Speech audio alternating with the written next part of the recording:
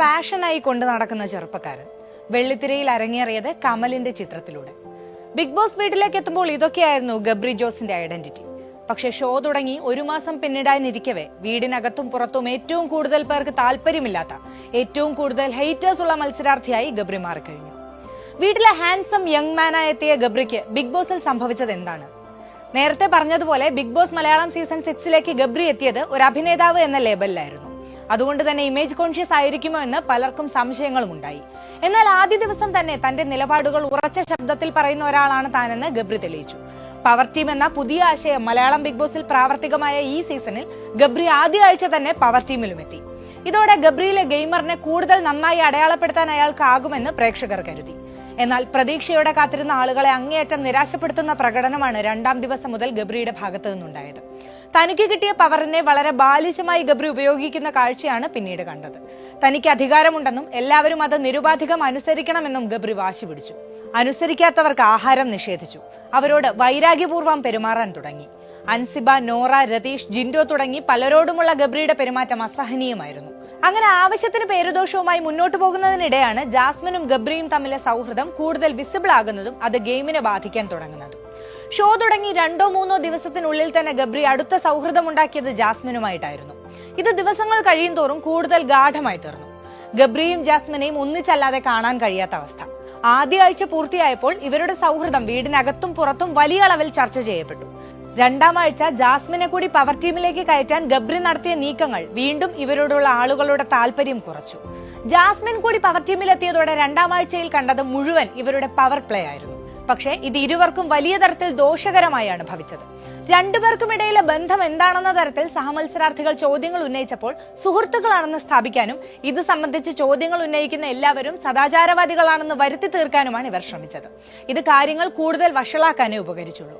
പക്ഷേ ഇതിനോടകം ഗബ്രി താനൊരു ഗെയിമിനാണ് ബിഗ് ബോസ് വീട്ടിലേക്ക് വന്നതെന്ന കാര്യം തന്നെ മറന്നു. ജാസ്മിന്റെ നിഴലായി മുന്നോട്ടു പോകുന്ന ഗബ്രിയെയാണ് തുടർന്ന് ബിഗ് ബോസ് വീട്ടിൽ നമ്മൾ കണ്ടത്. രണ്ടാം ആഴ്ചയിൽ ഗബ്രി ഇടപെട്ട മിക്ക വിഷയങ്ങളും ജാസ്മിന് വേണ്ടിയുള്ളതായിരുന്നു. ജാസ്മിൻ ഒഴികെ ഗബ്രി ആകെ സൗഹൃദമുണ്ടാക്കാൻ ശ്രമിച്ചത് റസ്മിനുമായിട്ടാണ്.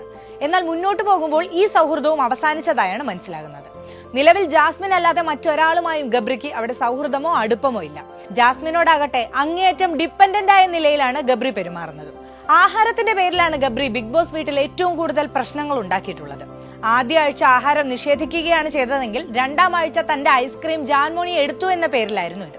ഇത്തരത്തിൽ ഭക്ഷണവുമായി ബന്ധപ്പെട്ട് ആളുകളോട് മോശമായി ഇടപെടുന്ന ഒരാളാണ് ഗബ്രി എന്ന ഇമേജും ആഴ്ചകൾ കൊണ്ട് അയാൾ നേടി. പലപ്പോഴും വളരെ ടോക്സിക് ആയ പെരുമാറ്റങ്ങളാണ് ഗബ്രിയുടെ ഭാഗത്തു നിന്നുണ്ടായിട്ടുള്ളത്.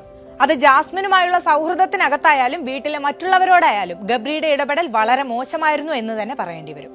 തങ്ങളുടെ സൗഹൃദം ഇരുവരെയും മോശമായാണ് ബാധിക്കുന്നത് എന്ന് തിരിച്ചറിഞ്ഞ് ഒറ്റയ്ക്ക് കളിക്കാൻ ജാസ്മിൻ ശ്രമിക്കുന്നതും എന്നാൽ ഇതിനെ ഗബ്രി ശക്തമായി എതിർക്കുന്നതുമാണ് കുറച്ചു ദിവസങ്ങളായി ബിഗ് ബോസ് വീട്ടിൽ കാണുന്നത്. ഇതൊരു വ്യക്തിഗത മത്സരമാണ് എന്ന തിരിച്ചറിവ് പോലുമില്ലാതെ എന്തിനും ഏതിനും ജാസ്മിൻ തനിക്കൊപ്പം വേണമെന്ന തരത്തിൽ വാശി പിടിക്കുന്ന ഗബ്രിയെയാണ് ഇപ്പോൾ നമ്മൾ അവിടെ കാണുന്നത്. വളരെ പൊസസീവായും ടോക്സിക്കായും പെരുമാറുന്ന ഗബ്രി ഇമോഷണലിയും ജാസ്മിനെ സ്വാധീനിക്കാൻ ശ്രമിക്കുന്നുണ്ട്. മറ്റാരെങ്കിലുമായും ജാസ്മിൻ ഉണ്ടാകുന്ന സൗഹൃദത്തെ ഗബ്രി വളരെ അസൂയയോടെയാണ് നോക്കിക്കാണുന്നത് എന്ന് പലവട്ടം നമ്മൾ കണ്ടതാണ്.